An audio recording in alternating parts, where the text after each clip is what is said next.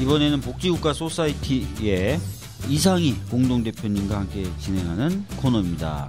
코너명이 지난주까지 없었어요. 근데 이번에 코너명을 정했습니다.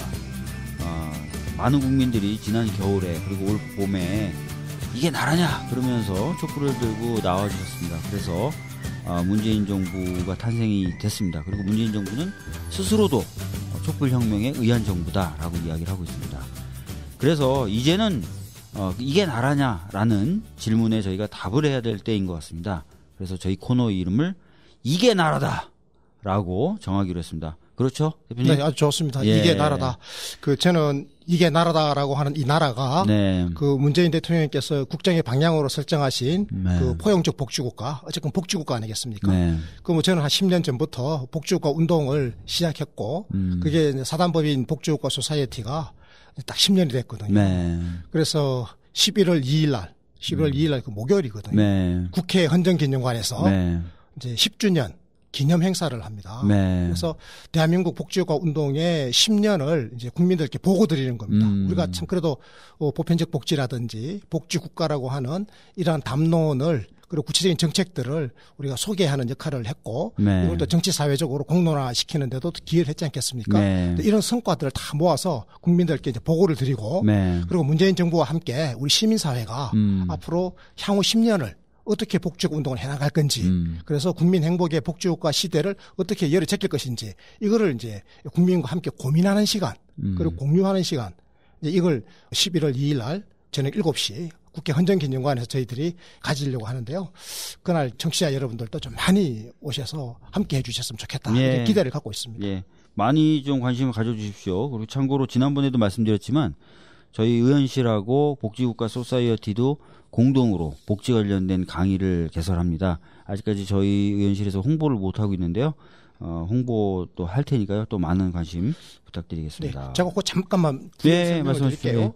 복지국가 정책 아카데미인데요. 이 아카데미는 박주민 국회의원과 사단법인 복지국가 소사이어티가 함께 개최하는 교육 프로그램입니다. 특히 이제 깨어있는 시민이라면 정책 몇 가지쯤은 손에 꿰고 있어야 되지 않겠습니까? 그래야 이제 가족과 친지들, 주위의 많은 지인들에게 복지국가 정책 이런 게 있습니다라고 또 설명을 해드릴 수 있고, 네. 그래야 또 더 많은 분들이 문재인 정부의 복지국가 방향에 대해서 또 호응하고 함께 갈 수 있지 않겠습니까? 네. 그런 취지에서 마련된 아주 건전한 아카데미다. 건전한이라는 단어를 들으니까 머리가 막 아픈데요. 그렇습니까? 저희가 일부에서 국정원에 관련된 네. 내용을 진행했는데 그분들이 쓰는 건전한이라는 단어가요. 좋진 않더라고요. 그렇군요. 예, 오히려 저희가 좋아하는 사람들 다 불건전한 사람이라 그래서 블랙리스트에 올렸는데 그렇습니다. 농담이고요. 네, 진짜 건전한. 네, 깨어있는 시민들이 함께 하면 좋은 아카데미. 아카데미. 네, 그래서 우리 박주민 의원님도 강의를 하시고, 네. 저도 강의를 하고, 쟁쟁한 분들이 나와서 강의를 하는 그런 프로그램이니까요. 네. 복지국가 소사이어티 홈페이지에서 등록하실 수가 있습니다. 네. 네. 많은 분들 좀 관심 가져주시고요. 혹시 이게 어떤 저의 영향력으로 민주정부에서 광고 이렇게 잠깐 이렇게 나가면 좋을 텐데 모르겠네요. 예. 지난 시간에는 문재인 케어 탄생 배경 그리고 주요한 혜택의 내용에 대해서 한번 살펴봤는데요. 그거 한 번만 짧게 다시 되짚어 주십시오. 네. 우리나라는 국민건강보험제도라고 하는 아주 좋은 제도가 있죠. 네. 그 민주정부 1기, 바로 김대중 정부 때 전 국민을 하나의 제도 틀 속으로 포괄하는 보편주의 의료보장 제도인 국민건강보험제도를 창설했다라고 했는데요. 네. 민주정부 2기. 예. 참여정부. 노무현 정부. 그때 보장성을 확충하기 위해서 대대적으로 노력을 해서 2007년 당시에는 65%까지 갔다. 네. 그런데 보수정부 10년 동안에 이게 도로 줄어들어서 63%로 떨어져 있다. 이 보장성이 낮으면 사람들이 불안하잖아요. 네네네. 그래서 우리 의원님께서도 그때 민간보험 가입하셨다 그랬잖아요. 네. 그래서 우리 국민들이 보면 77%의 가구에서 민간의료보험을 가입했는데 보통 한 5개 정도씩 가입했고 한 달에 28만 8천 원이나 되는 거금을 민간보험에다가 내고 있더라. 네. 그래서 재벌 계열의 보험회사들만 큰 돈을 벌고 있는 이런 구조 때문에 국민들은 굉장히 불안하다. 네. 이 국민의 불안이 이게 나라냐라고 하는 지난 겨울 촛불의 외침 속에 섞여 있었다라고 하는 것이 문재인 대통령의 생각이신 거고 그래서 대통령께서 직접 가톨릭 대학병원을 찾아가셔서 거기서 문재인 케어에 해당되는 보장성 강화 대책을 발표했다. 그것의 핵심적인 내용은 두 가지더라. 하나는 의학적으로 의미가 있는 모든 비급여 한 3,800까지 되는데 3,800까지. 이걸 전부 다 급여로 전환해가지고 이제는 건강보험의 대상이 되는 걸로 바꿨다. 되는 걸로. 그렇습니다. 요거 하나고 또 하나는 이제 사회적으로 좀 취약한 처지에 계신 분들 있지 않습니까? 노인이라든지 아동이라든지 네. 저소득층 이런 분들의 더 많은 건강보험의 혜택을 주도록 이제 취약계층을 위한 보장성의 획기적 강화 이것을 이룸으로써 현재 63%인 이 보장 수준을 임기 말까지 최소한 70%까지는 달성하겠다. 70%. 네, 이게 문재인 케어의 핵심 내용이었습니다. 네. 사실 이제 70%라면 감이 잘 안 오시는데요. 아까 말씀하셨던 것처럼 전에는 63%, 그러니까 한 7% 정도 보장률을 높이는 것입니다. 근데 OECD 평균은 한 81% 된다면서요. 네, 81%입니다. 네, 그러니까 이제 시민사회 단체들에서는 이제 그까지 가자라고 하는 건데 네. 대통령께서는 최소한 여기까지 먼저 가놓고 그리고 제도적 기반을 다 닦아 놓으면 이후 정부에서 더 잘할 수 있고 또 국민이 원한다면 조금 더 속도를 낼 수도 있죠. 네. 그래서 이제 민주정부가 한 번 집권하면 안 되고요. 앞으로 2번, 3번 집권해가지고 81%, 85% 또는 뭐 더 올라갈 수도 있는 거죠. 그래서 국민 건강보험 하나로 모든 국민들이 정말 병이나 다치는 거 걱정 없이 살 수 있는 그런 사회를 만들었으면 좋겠다. 그것을 가는 첫 시작을 했다. 이게 그렇습니다. 이제 문재인 케어의 탄생 배경과 주요 내용이 되는 것이죠. 그렇습니다. 예. 그러면 오늘은 아까 말씀드렸던 것처럼 문재인 케어에 대한 그 쟁점들 그리고 그 해법들에 대해서 좀 이야기를 나눠볼 텐데요. OECD 평균인 81%까지는 못 가요. 못 가는 거예요. 그러니까 이제 시민사회단체들 중에 일부는 아이씨 올린다더니만 70%? 뭐 71% 이거 좀 낮은 거 아니야? 이렇게 지금 얘기하는 이야기도 있는데 이런 거에 대해서는 좀 어떻게 생각하십니까? 또 반대로 또 보수 쪽이나 의료계 쪽에서는 야 70% 너무 높아. 그렇게 되면 우리 먹고 살 게 없어. 이렇게 얘기도 합니다. 이런 양측의 주장에 대해서 어떻게 저희들이 봐야 될까요? 양측 주장이 나름대로 자기 입장에서는 일리가 다 있는 거거든요. 그 시민사회단체들 입장에서 보면 문재인 대통령이 후보 시절에는 보장성을 획기적으로 강화하겠다고 늘 말씀을 하셨는데 우리의 기대에는 조금 못 미치는 거 아니냐. 그럼에도 불구하고 시민사회단체가 문재인 대통령의 의료 보장성 강화 대책을 지지하고 있거든요. 왜 그런가 하면 그 방향이 옳기 때문에. 방향이 옳기 때문에. 그 길로 가야 돼요. 다만 시민사회단체는 좀 더 가자라고 하는 거고 대통령께서는 최소한 여기까지는 가겠다라고 하는 거고요. 그런데 기존에는 이게 이제 방향이 잘못된 게 많이 있었거든요. 네. 예를 들면 비급여를 방치했던 거 이런 걸 방향이 잘못된 거잖아요. 잘못된 거죠. 그리고 가난한 사람, 어려운 사람, 취약계층의 의료 이용에 거대한 장벽이 존재함에도 불구하고 정부가 좀 소홀히 했던 거 이런 것도 잘못된 거잖아요. 잘못된 거죠. 이걸 이번에 이제 고치겠다라고 하는 데 대해서는 시민사회단체가 뜻을 같이 하는 거죠. 같이 한다. 그런데 이제 보수 세력이 네. 문제예요. 보수 세력은 지금 이걸 가지고 이 포퓰리즘이다 이렇게 해요. 포퓰리즘이다. 네. 표만 의식한 거다. 그래서 표퓰리즘. 표퓰리즘. 네. 표를 얻기 위해서 인기에 영합하는 정책, 대책 없는 정책을 한다. 이런 거거든요. 핵심적인 이유가 뭡니까? 포퓰리즘이라고 분석하는. 그러니까 돈이 엄청나게 들어가는 복지를 한다 이거죠. 사실은 이 의료 복지라고 하는 것은 돈이 굉장히 많이 들어가는 거거든요. 네. OECD 국가들 평균적으로 보면 GDP의 한 10% 정도를 의료비에다가 쓰고 있어요. 네. 미국은요. GDP의 18%를 의료비에 쓰고 있어요. 우리나라는 GDP의 지금 7.5%를 의료비에 쓰고 있거든요. 미국의 절반도 안 쓰죠. OECD 평균 10%에도 우리가 많이 못 미치잖아요. 네. 7.5니까요. 네. 그 GDP의 7.5%면 적은 돈이 아니죠. 네. 작년에 GDP가 1,640조 원 됐으니까 네. 이것의 7.5%면 거의 뭐 100조 원에 해당되는 돈을 우리가 의료비로 쓰고 있는 거죠. 정부 지출로. 전체 국민 지출로. 국민건강보험 지출은 한 50조 원 정도 50조 원 되고. 한 네. 절반 정도가 국민건강보험으로 지출되고요. 나머지 일부가 이제 국민의 세금으로 정부 지출로 좀 일부 나가고 그렇게 해서 전체적으로 한 55% 정도가 이제 공적 지출인 걸로 되거든요. 그래서 대책이 없는 거다. 인기 영합하기 위해서 마구잡이로 지금 복지 주겠다고 약속하는 거니까 포퓰리즘이다. 이게 보수 정당 그리고 보수 논객들의 입장이에요. 네. 그래서 저희들은 이게 이제 잘못됐다라고 생각하는 거잖아요. 사실 그 보수 정당이라고 하면 바른정당도 있고 자유한국당도 있잖아요. 바른정당의 유승민 후보 같은 경우에는 사실 지난 대선 때 중복지 하겠다고 그랬잖아요. 야, 맞습니다. 중부담해서 중복지 하겠다. 중복지 하겠다고 그랬죠. 네. 이게 OECD 평균이라고 스스로가 이야기를 했거든요. 그럼 지금 문재인 대통령께서 가고자 하는 것은 OECD 평균에 한참 못 미치는 거잖아요. 지금 OECD 평균으로 가자고 하는 것은 시민사회단체였고 81% 보장성. 대통령께서는 지금 63을 일단 70%까지 끌어올리겠다라고 하는 건데 이것도 지금 포퓰리즘이라고 공격하는 거죠. 그래서 이제 국민들은 이 본질을 좀 아셔야 될 것 같아요. 포퓰리즘이 아니다. 그리고 특히 비급여의 급여화라고 하는 거는 사실은 이거는요 포퓰리즘하고는 아무런 좀 관련이 없다고 보는 것이 비급여라고 하는 것은 건강보험이 혜택을 주지 않았던 거잖아요. 그럼 건강보험이 혜택을 주지 않는 의료 서비스에 대해서는 부자에게 유리한 겁니까? 가난한 사람에게 유리한 겁니까? 의료 이용할 때 건강보험 혜택을 안 줘버리니까. 부자에게 유리하겠네. 부자에 유리하잖아요. 그 돈을 본인이 다 내야 되잖아요. 다 내야 되죠. 그런데 부자는 또 자기 돈을 다 안 내도 되는 것이 민간보험에 가입해 있잖아요. 그렇죠. 근데 가난한 사람들은 민간보험에 가입도 못해 있고 그렇죠. 그 막대한 비급여 의료비를 본인이 다 부담해야 되니까 병원 가요 못 가요? 못 가버리잖아요. 그런데 이번에 문재인 대통령께서 의학적으로 의미가 있는 비급여를 급여로 전환시켜 주시겠다고 하는 것은 가난한 사람도 비급여 서비스가 필요하면 이제는 이용할 수 있도록 해주겠다는 거잖아요. 그렇죠. 그럼 가난한 사람이 비급여 이용할 수 있어서 병원에 갈 수 있다는 이야기잖아요. 그렇죠. 이게 왜 포퓰리즘이에요? 그러니까 무슨 말씀인지 알겠어요. 분명히 필요하고 또 나라가 나라다워지려면 가야 될 길이다. 가야 될 길을 가는 걸 포퓰리즘이라고 비난하는 것은 타당하지 않다. 그렇습니다. 그 이야기가 그렇습니다. 되는 거죠. 제가 또 포퓰리즘이라고 하는 그 보수 야당의 공격이 부당하다는 이유가 또 하나 더 있어요. 지난 시간에 저희들이 다루어봤지만 이번에 문재인 케어에서 그 혜택을 주로 많이 받는 대상자가 하위 50% 국민들이었잖아요. 그러니까 하위 50% 국민들은 본인 부담금 100만 원 상한제가 작동해가지고 1년 동안 100만 원까지만 본인이 내무될 수 있도록 했고 건강보험 안 되던 것도 이제 건강보험 혜택을 보게 됐고 그리고 2천만 원까지 연간 재난적 의료비를 국가가 지원해 주도록 했고 그리고 어르신들이라든지 아동들에 대해 가지고 특별하게 더 혜택을 많이 주도록 했고 이렇게 되면 취약계층을 도와주는 거지 않습니까?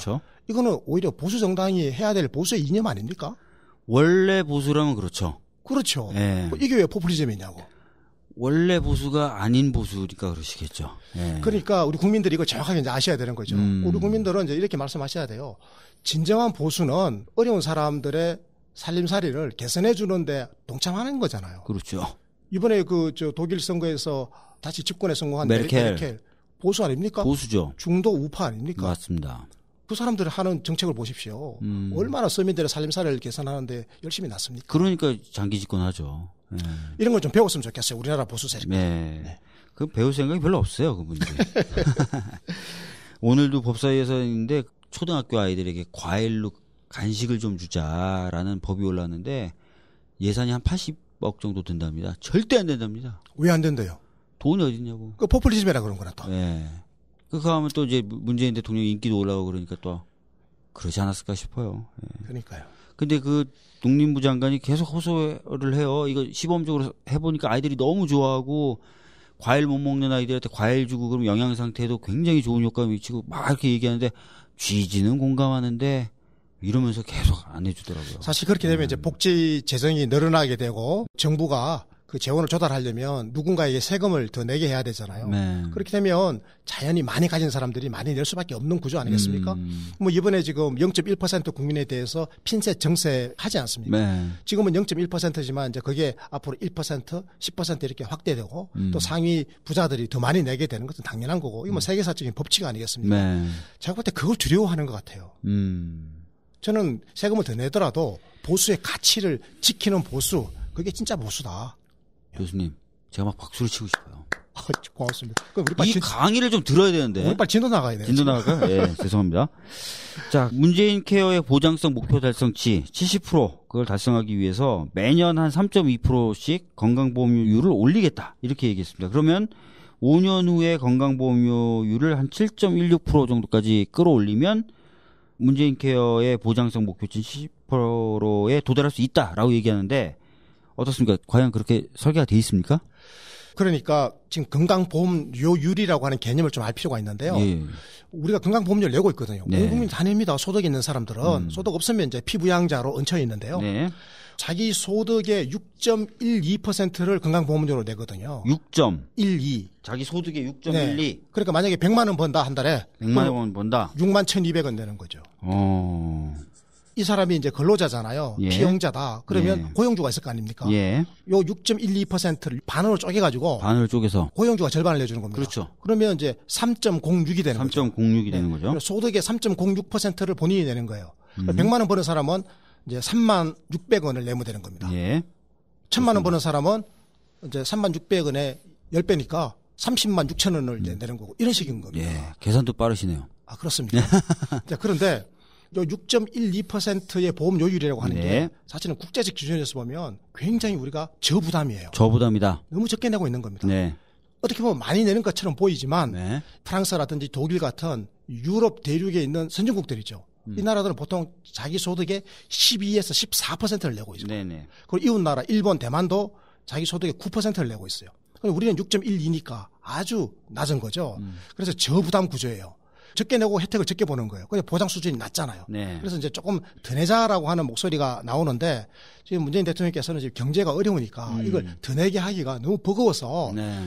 조금 더 혜택을 많이 보게 해줘보고 국민이 원하면 조금 더 내게 하자 이런 전략을 지금 가져가시는 거예요. 네네. 그러다 보니까 6.12%의 보험료율을 해마다 한 3.2%씩 올리겠다. 그러니까 그러면 100분의 3.2예요. 그럼 100분의 3.2. 6.12에서 9.12가 되는 아니죠. 겁니까? 아니에요? 6.12에서 100분의 3.2. 6.12에 대한 100분의 3.2? 그렇죠. 그러면 그게 0.2%가 됩니다. 0.2% 포인트가 되는 거죠. 그러니까 6.12 더하기 0.2% 이렇게 되면 6.32 이렇게 되는 겁니다. 잠깐만요. 이걸 많은 네. 분들이 헷갈려 하세요. 자, 한번 볼까요? 현재는 소득의 6.12%를 낸다. 내죠. 근데 사실은 채용된 어떤 회사에 다니는 네. 분들은 반반. 회사와 자기가 반반 내니까 사실은 3.06% 낸다. 네. 자, 근데 해마다 3.2%를 올린다 그래서 저는 6.12가 9.32가 되는 줄 알았더니 그럼 큰일 나는 거죠. 그게 아니라 6.12의 100분의 3.2. 네. 그래서 6.12 곱하기 100분의 3.2 하면 이만큼만 올린다. 네, 요게 0.2가 되는 거예요. 0.2가 된다. 그럼 6.12 더하기 0.2 해보세요. 아. 그러면 6.32가 되죠. 그래서 결과적으로 해마다 올리는 건 0.2%고 네. 다음 해가 되면 6.32% 소득이 6.32%를 내는데 그렇죠. 채용하신 분들은 또 여기에 절반을 내니까 그렇죠. 3.16. 3.16이죠. 16, 네. 예, 제가 수학은 좀 네, 강하네요. 네, 네. 3.16을 낸다. 네, 맞습니다. 예. 이거 3.16%를 말하는 거예요. 3.16%를 낸다. 네, 네. 그러니까 사실은 0.1% 올라가는 거잖아요. 미미하게 올라가는 거예요. 그래서 요게 5년 동안 누적되면 제가 계산해보면 복리계산법이거든요. 5년을 누적해보면 6.12가 7.16%가 되는 거예요. 예. 그러니까 다시 한번 정리해 볼게요. 이게 왜냐면 많은 분들이 야, 네. 그러면 나 보험료 얼마나 내야 되는 거야? 이게 가장 핵심인데. 자, 다시 한번 깔끔하게 한번 정리를 해 보겠습니다. 요 부분만 정리해도 국민들의 저항이 막 떨어질 것 같아요. 네, 맞습니다. 예. 현재는 소득의 6.12%를 냈어야 됐는데 실제로 고용된 분들은 그중에 절반인 3.06%만 내면 됐다. 네네. 예.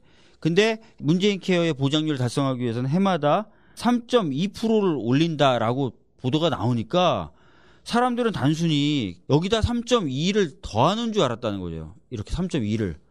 그래서 9.32가 되는 줄 알았는데 그게 아니라 6.12 곱하기 100분의 3.2. 즉, 이 6.12라는 이 요율의 3.2%. 3.2%를 올린다. 이게 그러니까 0.2잖아요. 해보면 6.12에다 0.1을 더하니까 3.2가 되는 거예요. 그러니까 6.32가 되는 거죠. 예, 6.32%인데 아까 말했던 것처럼 채용된 사람 절반만 내면 되니까 3.16%만 내면 되는 거예요. 즉 여기에 비하면 0.1%가 올라가는 겁니다. 요율이. 맞습니다. 예. 아주 미미하게 올라가는 거예요. 정말 미미한 네. 거죠. 0.1%라는 건 1000분의 1이거든요. 네, 맞습니다. 그래서 요게 이제 5년 동안 누적되잖아요. 예. 그러면 임기 말 되면 6.12%라고 하는 건강보험료율이 7.16%가 돼요. 6.12가 7.16. 그러니까 한 1%포인트 오르는 겁니다. 총 5년을 해봤다. 동안에. 누적해서 총 누적해서. 5년을 올려봤자 네. 1%. 네. 100분의 1 올라간다. 그렇습니다. 6.1이 7.1이 되는 거예요. 그러니까 월급 100만 원 받는 사람은 실질적으로는 1%도 아니잖아요. 왜냐하면 자기는 절반 내는 맞습니다. 거니까. 0.5% 올라가는 거니까 네. 5천 원 더 내는 겁니다. 5년 동안 천천히 올려서 맨 마지막에 문재인 대통령이 자 이제 저는 그만둡니다 할 때 5천 원을 더 내면 된다. 그렇게 되는 거네요. 이제 그런데 문제는 이 정도로 가지고 되겠냐. 그렇죠. 이 정도 가지고 되겠냐 또 이런 얘기가 오히려 나올 수 있겠네요. 이게 지금 문제예요, 사실은. 이걸 가지고 지금 공격을 많이 해요. 이거 가지고 되겠냐. 보장성을 70%를 하겠다고 그랬지 않습니까? 네. 63%인 보장성 수준을. 그러니까 실제로 병원에 딱 갔을 때 발생하는 병원비가 있지 않겠습니까? 네네네. 이 병원비의 63%를 국민건강보험이 내주고 있는데 나머지 37%는 환자 본인이 알아서 하는 거죠. 이 63을 70%까지 그걸 올리겠다고 그랬거든요. 그런데 해마다 이렇게 미미하게 건강보험료를 올려서 과연 해결할 수 있겠느냐. 네, 해결할 수 있겠느냐. 저는 이제 있다라는 쪽입니다. 제가 이 분야에 그래도 한 20, 30년 공부한 전문가 아니겠습니까? 이 건강보험료율 인상률 아까 3.2%라고 그랬지 않습니까? 네네. 매년 3.2% 올린다고. 요 3.2를 2하고 1.1로 제가 분리를 해보는 겁니다. 그러면 2% 요율 인상률을 네. 5년을 단순 누적하면 네. 한 10%가 되지 않습니까? 네네. 그러니까 이 건강보험료율을 10%를 인상하면 건강보험의 보장성이 7% 인상되는 걸로 계산이 나옵니다. 네. 아주 복잡한 계산인데요. 그렇게 나옵니다. 그러면 67이 70으로 돼요. 요거는 됩니다. 요거에 대해서는 다른 사람은 또 이견이 없어요. 이견이 없다. 네. 그런데 문제는 2와 1.2로 구분했지 않습니까? 3.2를 쪼개가지고 제가. 네. 그럼 해마다 보험료율 1.2% 올리는 거 요거 가지고 해마다 늘어나는 의료비를 과연 다 충당할 수 있겠느냐. 그 의료비의 자연 증가율을 충당할 수 있냐. 이런 논리예요. 왜냐하면 우리나라는 의료기관들이 영리 추구하는 속성이 강하잖아요. 민간 병원들이다 보니까. 그래서 과잉 진료도 많이 하고 싶어 하고 수익을 많이 올리고 싶어 하거든요. 네. 게다가 민간 의료보험도 지금 있고 네네네. 뭐 고령화 추세가 너무 지금 가파르고. 그 얘기 많이 해요. 그러니까 고령화가 되면 자연적으로 의료비가 증가하게 되는데 맞습니다. 그 추세를 따라가면서 70% 보장률을 할 수 있겠느냐. 그렇죠. 그 추세를 따라가면서 바로 그 포인트. 아주 훌륭하십니다. 바로 그 포인트. 훌륭합니까? 네. 추세를 따라가면서 지금 요걸 제가 검증하려고 하는 거거든요. 예. 그러니까 고령화라고 하는 것은 굉장한 우리에서 의료비에서는 악재 아니겠습니까? 네네네. 그리고 악재가 또 하나 더 있어요. 국민 소득이 이제 늘어나면 의료를 더 많이 더 고급스러운 걸 이용하려고 하는 또 욕망이 있어요. 예, 특히 보장 비율, 특히 병실 같은 것이 급여 대상으로 들어가면 더 비싼 걸 하려고 할 거예요. 그렇습니다. 예. 그래서 과연 이걸 할 수 있겠느냐. 근데 우리가 잘 들여다보면요. 이 건강보험 요율이라고 하는 게 여기 아주 요물 단지입니다. 건강보험 요율은 소득이 증가함에 따라 가지고 늘죠. 같이 늘어나는 거예요. 그렇겠죠. 그렇죠? 소득이 6.0 그렇죠. 그러니까요. 예. 근데 지금 해마다 6.12. 해마다 명목 소득이 계속 늘어났거든요. 명목 소득이 계속 늘어난다. 예. 어느 정도 늘어나면 한 5% 늘어납니다. 소득은 매년 5% 늘어난다. 예. 실질 소득은 한 2% 늘어나지만 명목 소득은 대충 한 4, 5% 늘어났거든요. 예. 지난 몇 년 동안 계속. 예. 그럼 명목 소득이 늘어나는 것만큼 건강보험료도 같이 늘어나는 거예요. 그렇죠. 이건 고정돼 있다 하더라도 이게 늘어나니까. 그렇습니다. 예. 유럽 선진국들은 의료비 증가율이 명목 소득 증가율을 넘질 않아요. 넘질 않는다. 통제가 잘 되고 있어요. 왜냐? 복지국가는 건강보험이 완벽하게 국가에서 통제가 되기 때문에. 그래서 문재인 정부가 그런 식으로 비급여도 다 이제 정부의 관리 통속으로 집어넣어가지고 잘 관리를 하겠다는 거 아닙니까? 이렇게 되면 선진 복지국가들처럼 관리의 가능성이 더 높아지는 거예요. 그렇게 되면 우리도 언젠가는 국민소득 증가율의 범위 내에서 네. 국민 의료비 자체를 통제할 수가 있는 그런 가능성이 열린다라는 겁니다. 그런데 여기서 훨씬 더 이제 그 중요한 게 하나 있습니다. 우리 국가가 이걸 인정하는 거예요. 대한민국은 지금 계속적으로 성장하고 있고 고령화가 급속하게 진행되고 있기 때문에 이 의료비의 자연 증가율이 국민소득의 증가율보다 더 높을 것이다라고 하는 걸 이제 인정을 했어요. 문재인 정부는 깨끗하게 인정하는 정부입니다. 네. 인정 딱 하고 나면 대책을 세워야 될 거 아니에요. 네. 그래서 첫 번째 국고를 투입하기로 한 겁니다. 지금 국고가 매년 한 7조 원 정도 들어가고 있거든요. 요걸 1조 5천억 원을 더 넣겠다. 향후 5년 동안 매년. 무슨 얘기인지 알겠습니다. 예. 그리고 더 중요한 게 하나 있습니다. 뭐요? 뭔가 하면요. 예. 건강보험료 부과 기반을 확대하겠다는 거예요. 부가 기반을 확대하겠다. 네. 지금 우리나라에는요. 건강보험료 안 내는 소득이 너무 많아요. 네. 건강보험료가 거의 대부분은요. 근로소득에 대해서만 매기고 있어요. 뭐 기타 소득이 얼마나 많습니까? 네. 그 많은 소득에 대해서 대부분은 건강보험료 잘 안 매겨주고 있어요. 금융소득이라든지 강연료 같은 기타 소득이라든지 사업소득 이런 데서 여기 규모가 작으면 대부분 다 지금 안 매기고 있거든요. 안 매기고 있잖아요. 예. 그리고 또 피부양자가 너무 많아요. 소득이 있는데 소득이 많지 않다라는 이유 때문에 얹혀 있는 거예요. 이거야말로 공짜로 지금 프리 라이딩 하는 거잖아요. 네. 그런데 유럽 선진국에서는 이게 불가능합니다. 부모님이 가난하면 모셔야 되는데 소득이 있는 거예요. 보험료 내야죠. 그래서 이제는 소득이 있는 곳에 보험료 있다라고 해가지고 보험료의 부과 기반을 선진화하면 이제 보험료 내는 국민이 늘어날 거 아니에요. 요거를 지금 문재인 정부가 추진하겠다는 겁니다. 요거는 굉장히 정교하게 설득력 있게 해서 네. 모든 국민의 동의를 받아야 되겠죠. 또 하나 더 있습니다. 이게 정말 저는 중요하다고 생각하는데요. 최저임금이 이번에 올라가죠. 네. 16.4% 올렸잖아요. 네. 보험료 낼 거 아니겠습니까? 내겠죠. 보험료 그만큼 많이 내게 되죠. 소득이 늘어나는 거, 이거 소득 주도 성장 아닙니까? 네. 최저임금만 늘어나는 게 아니라 생활임금도 같이 올라가거든요. 이런 식으로 해가지고 국민의 소득이 늘어나서 소득 주도 성장을 통해서 건강보험료가 자연적으로 늘어나는 효과. 그럼 국민들이 반대해요, 안 해요? 반대할 이유가 없죠. 소득 늘어나서 더 내는 거 어떡하라고. 예. 자연스럽게 내는 건데. 예. 100만 원 버는 사람이 150만 원 벌면 건강보험료 3만 원 내다가 4만 5천 원 내는 거 아닙니까? 그렇죠. 월급이 늘어서 더 내라 그러면 뭐 당연히 웃으면서 내죠. 웃으면서 내죠. 예. 우리는 그렇게 하겠다라고 하는 게 지금 소득주도 성장론 아닙니까? 그래서 저는 가능하다고 보는 거예요. 예. 그러니까 이제 소득이 자연적으로 증가하는 것도